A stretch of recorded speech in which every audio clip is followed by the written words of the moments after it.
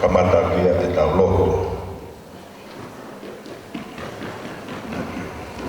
Ni mange au ongo fulu e himi, ni matahanoa, si isu ke i maungat.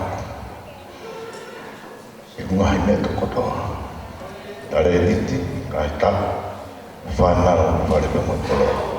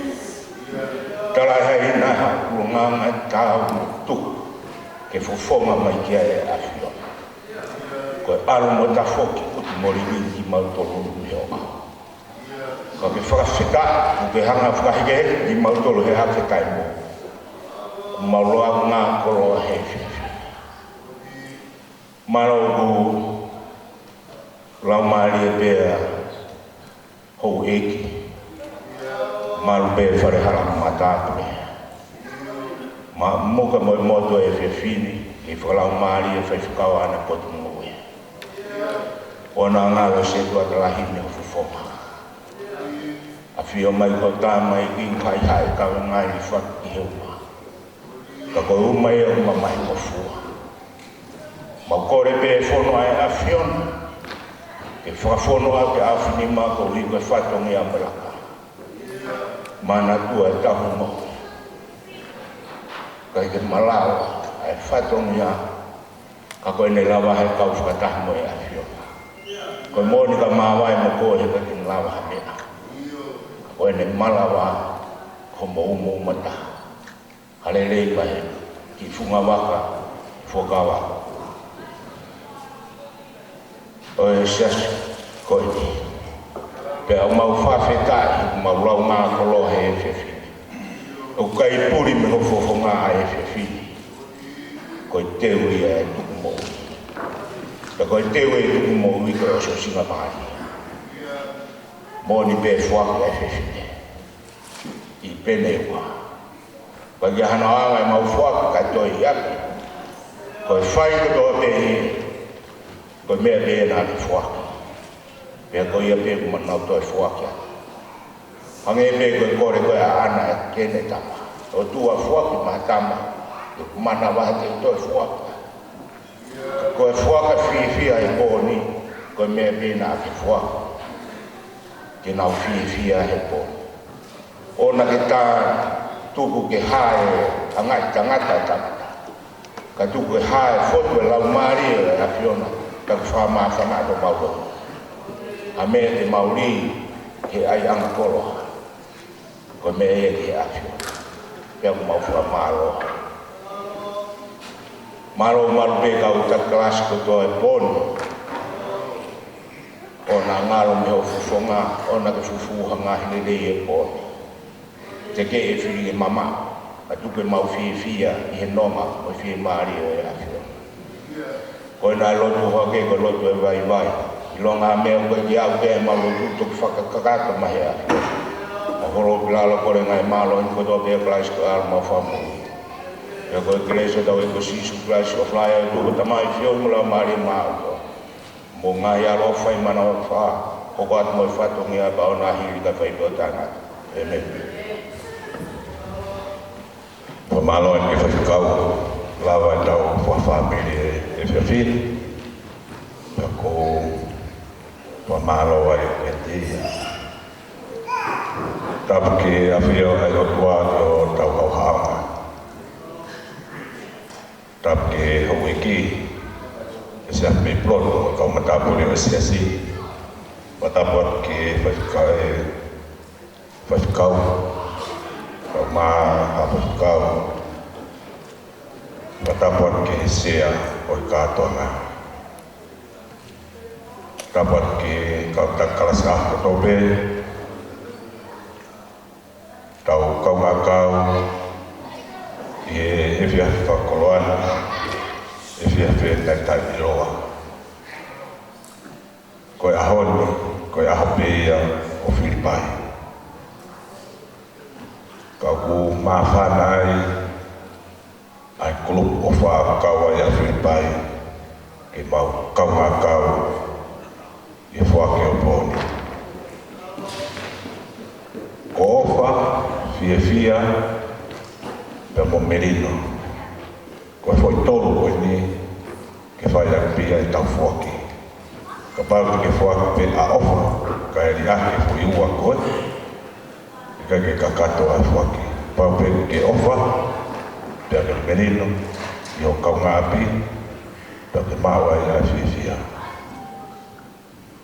Koe kotieti ia o e pōni ki tau mahu, ai whoi tolu, whai aki ai tau whuaki. Gai e taitari loto whiwhia ki mo tolu i e whiawhiri, o mo lawa lei mai, i tau ngā kau, i e whuaki tuku mo ui, o e kalasi Jerusalema fo'ou, ka pehe ki Peteri, ka pehe ki kalasi a Filipai o iai Aisea o e tauni. Iai e whakamalo ia te kotoro. Ka hiri pe e ko wharea, tā mai mea rea koe ta whako tō matau. Ka e lawa mai tau pānga, ongo tau pānga. I o nā sea, ka e whailewa e tau kamata e tau kātoa, ka hiri pe ai hui wasi taha koe ia. Malo pito.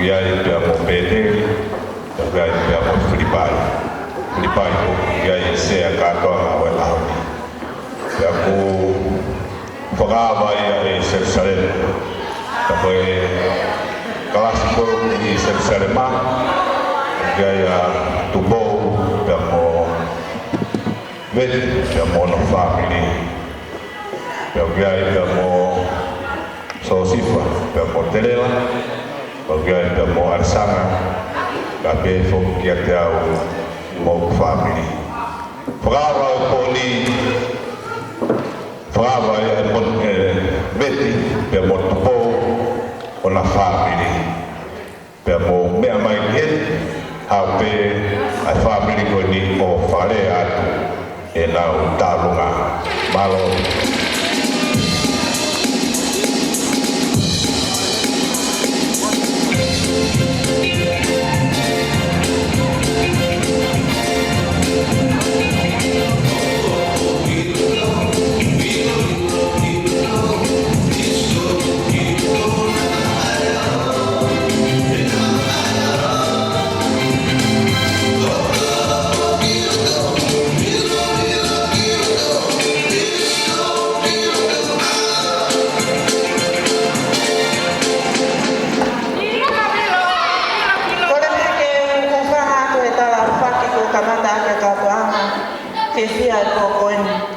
Katuku mo ai mo ko ai fena Maria ni ke fara ko toia ki tamino. O mau ki family e ja koen. Fa fita e te malo Maria ke tu yo la. Ko e wa mo ui ko ni fai mat mau tolu. O mau la ke mo ai tu mo ui e ta koen. Ko e fia ka ko fia ha mau ki family. He tu mo ui o mau fai. Pe o mau o singa Maria te mau fai aki e ko ko en to ai lo fa. Malo mo mea mai te te o mo kakato whakawa ki whakawa e tau tālunga pia mo mea mai ki whakapare malo apitu.